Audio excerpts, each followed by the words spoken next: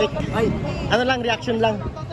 Anong pong reaction nyo dun sa dun sa sinabi ni President Bongbong Marcos na parang nag-deliver lang daw ng suka yung... Nagtataka nga ako, parang yung mga iba na naging kandidato, nag-deliver lang yata ng suka, nabigyan na ng certificate of candidacy.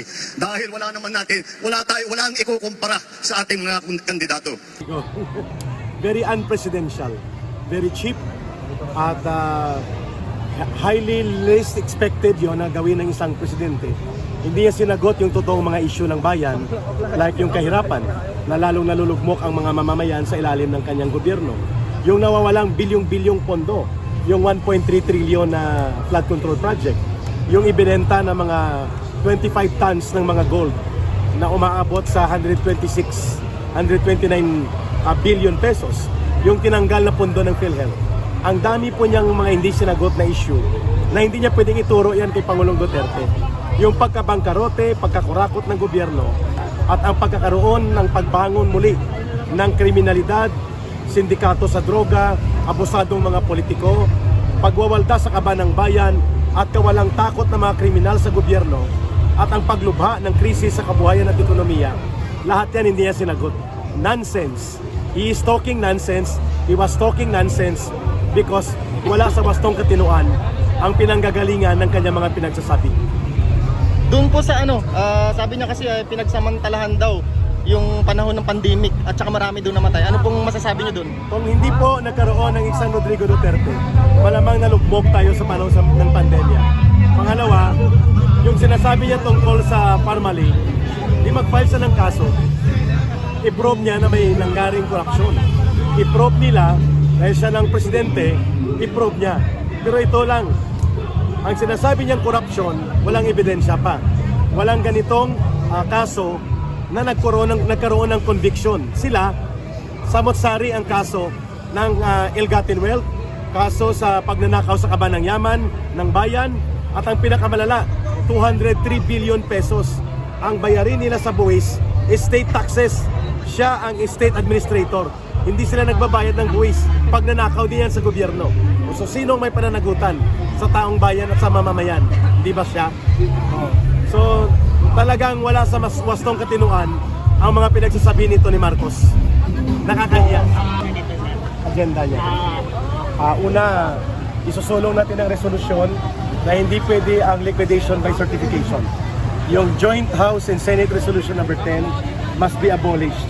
So kung hindi man kami nila papanigan, at least ang taong bayan alam nila na nanindigan tayo. Number 2, isusulong natin na lahat ng mga tumatakbong kandidato at mga political parties, including party list, ay dapat pumirma ng General Declaration Waiver na lalabanan nila at itatakwil nila ang communist terrorism, ang CPP, NPA, NDF at lahat ng mga violent extremism.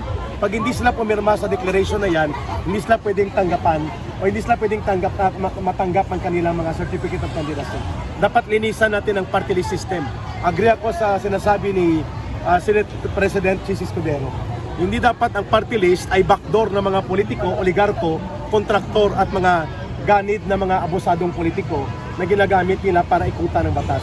At pangalawa, kailangan din po na palakasin natin ang Barangay Development Program upang nang sa ganun po hindi magkaroon ng gap for development ang ating mga kanayunan at mga barangay na dating pinugaran ng CPP, NPA, NDF. At ang pang-apat naming panawagan, kailangan po pati ang Kongreso ino-audit ng COA at nire-report din po ang lahat ng expenditures at nililinaw dapat ito na hindi sila exempted ang Kongreso na maging transparent sa lahat ng pondo. Isa yan sa isusulong natin at of course, mas palalakasin natin ang advokasya para doon sa hindi po digmaan at tapang-tapangan ang dapat na patakaran sa West Philippine Sea. We will pass resolution encouraging diplomatic and dialogue lines of foreign interaction sa China. Hindi po yung mali at maluktot na panawagan na magtapang-tapangan at magdigma-digmaan. We have to have a dialogue and transparent foreign relations sa iba pang mga bansa. Susuportahan namin yan sa ipanaw sambayanan. At lalo na po ang panawagan panghuli na ang mga katutubong pamayanan na hindi na muling balikan ng CPP, NPA, NDF, dapat palakasin po ang pagbaba ng development at ng mga pangangalaga ng gobyerno sa hanay ng mga katutubong pamayanan at mga tribo. Ito nga paano ba dapat katakutan ito ng mga Ng mga komunista? Dapat lang. At ito ang talagang magiging tinik sa kanilang lalamunan at hindi natin papayagan na ang mga komunistang terorista na nagkukunwaring party list ay makapasok pa sa Kongreso. Kaya kami tumatakbo. They are the main target ng ating paglalantad at mga pagbubunyag at dapat maiangat ang kamalayan ng mga mamamayan na hindi tayo malinlang sa panluloko ng propaganda at maniobra ng mga communist terrorist urban operatives kagaya ng party list na ginagamit nila. Sir, ano pong number ng... Number 18 sa balota po. 18. At kami po ay naninindigan na hindi po kami inutusan lamang para bumili ng suka para maging party list. Sana itatanong namin din. So klaro ha. Maraming salamat at sana may masmasan si Marcos Jr. that even his senatorial candidates refuse na gamitin ang kanyang cheap, unprincipled, irresponsible na uri ng mga pananalita. Not one of the candidates sa lineup ni Marcos ang sumunod sa kanyang mga very cheap na mga bad propaganda operations.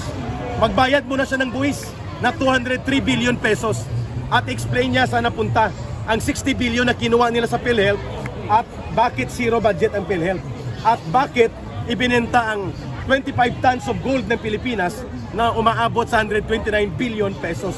Magpaliwanag muna siya saan napunta ang 1.3 trillion pesos sa 2 taon na mga bulok at palpak na mga flood control project na kinurakot nila bago siya magtapang-tapangan sa kanyang pananalita. Hindi bagay, wala sa wastong katinuan, very unpresidential, irresponsible, and unprincipled kind of statements coming from a president. Thank you po. Ang nakaraan na buo at nanindigan ng PDP laban upang tutulan ang mabang abusong rehimeng Ferdinand Marcos Sr. Ngayon, ang buhay at kinabukasan ng mga Pilipino ay nalalagay na naman sa alanganin. Habang nagsusumikap tayong humakbang patungo sa isang maunlad na bukas, ay pilit naman tayong inihila pabalik ng administrasyon ni Ferdinand Marcos Jr. sa isang mapang-abuso at mapagmalabis na pamahalaan. Minsan na nating naipakita at napatunayan na kaya nating ayusin ang sistema ng ating pamahalaan sa pamumuno ni Pangulong Rodrigo Duterte.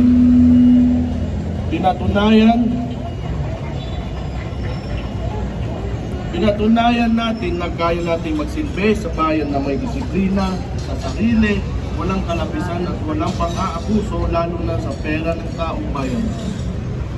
Huwag nating sayangin ang mandato na ibinigay sa ating mga kababayan. Huwag nating sayangin ang mga buhay na itinaya ng ating mga kapwa Pilipino, lalo na ng mga pulis at sundalo, para lamang maipaglaban ang kapayapaan at kalayaan ng ating bansa.